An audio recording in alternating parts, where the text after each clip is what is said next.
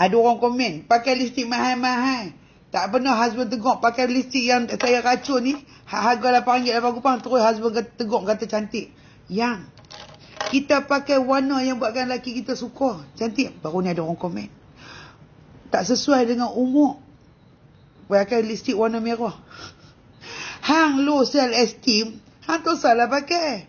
Hang tu salah nak beritahu kat aku. Dekat lipstick ni ada umur.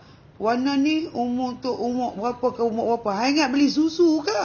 Susu ni umur berapa. Cik, lipstick dia tak ada kira umur. Hang nak pakai. Just because hang low self esteem tak boleh nak tenyih warna merah. Hang tu salah tenyih. Speak for yourself. Makcik okey je pakai warna merah. Okey je semua. Sampai budak-budak semua pun dia tegur. Dia pilih hang. Dia pilih hang. Bukan dia pilih aku. Pasal hang pakai warna apa pun orang tak tegur.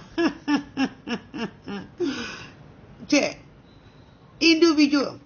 Kita pakai husband kita suka sudah. Husband aku suka warna itu. Husband hang tak suka. Itu hang punya pasal. Hang pakai semua jenis warna pun husband hang tak suka. Pasal apa? Memang dia tak suka. Pasal hang ni suka tengok orang tu tak kena. Orang ni tak kena. Hang rasa pedih mata. Mata hang mata lalat. Tak usah tengok. Orang ni pakai elok aja. Bagi yang suka je nak try. Warna merah ni cantik. Hang pun try pakai. Laki pun tu. Lawa lah you pakai. You yang sama ni tak tengok I lawa. Pandanglah, lihatlah tu buat dia.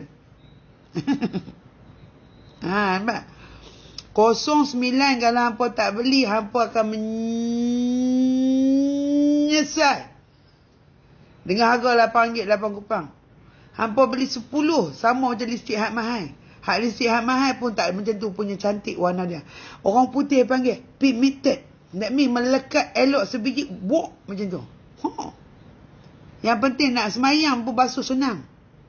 Macam tu. Maaf.